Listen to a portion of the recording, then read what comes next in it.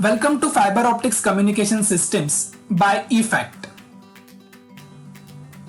Module 4 Optical Sources. Review of Semiconductor Physics. The figure shows the energy band diagram for intrinsic semiconductor, in which we can observe uniform electron and hole concentration distribution in respective bands.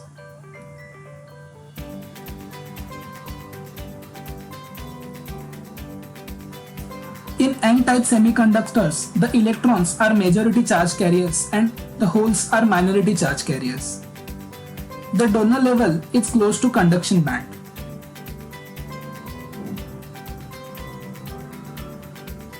In P-type semiconductors, the holes are majority charge carriers and the electrons are minority charge carriers. Therefore, the acceptor level is close to valence band. Light emitting diode LED.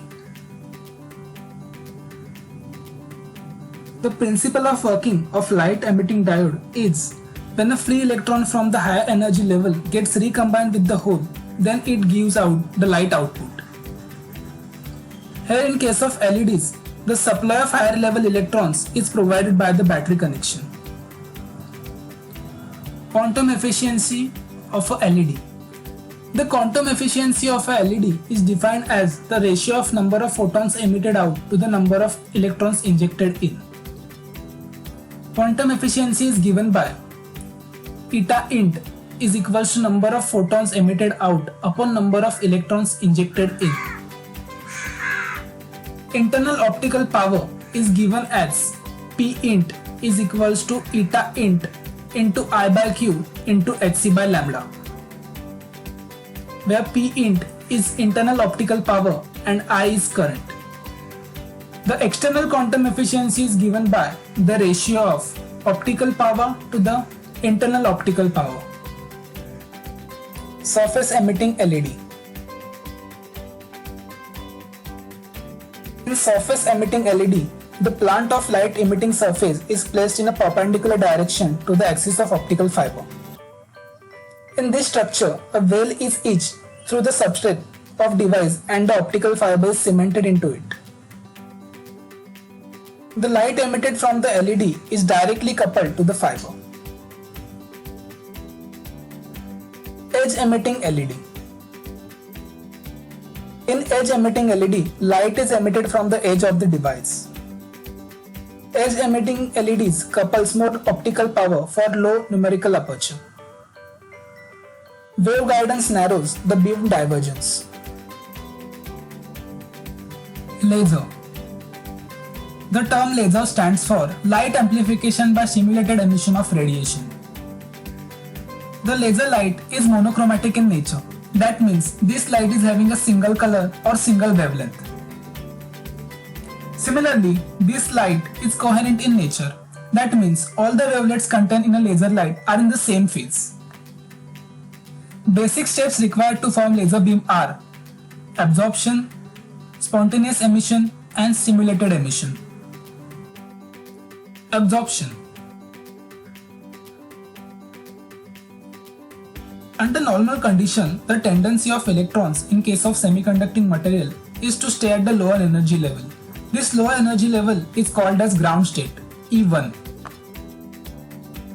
If the photon of certain energy is incident on this electron, then the electron absorbs this energy.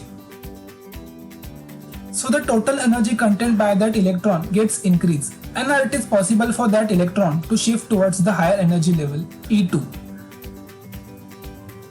The incident photon should provide at least energy E2 minus E1. Spontaneous emission. After the absorption process, the electron or atoms are present at the high energy level. That means they possess the excited state. Now, if no incident light, that means photons, are provided externally, then these electrons stays at this stage for a very short time. But after some time period, the electron falls back to its original state, that means at lower energy level. The energy emitted during the transaction of electrons from E2 to E1 is simply the energy level difference between these two energy levels.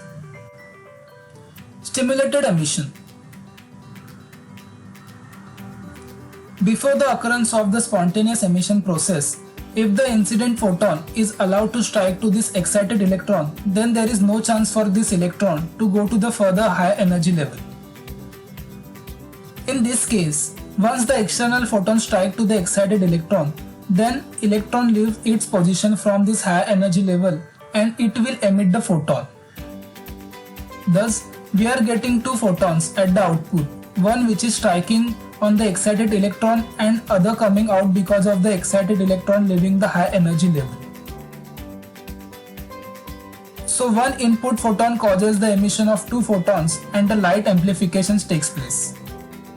These two photons are in same phase and traveling in the same direction. Laser diode.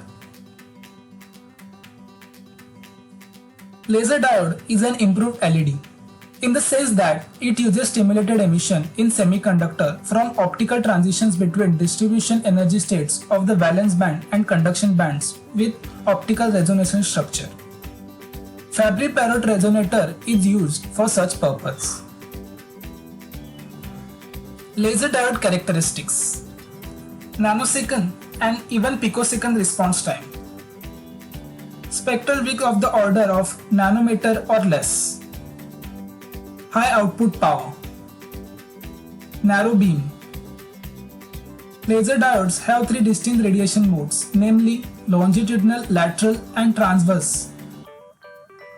In laser diodes, the end mirror provides strong optical feedback in longitudinal direction. So in this module, we have studied review of semiconductor physics, light emitting diode and laser.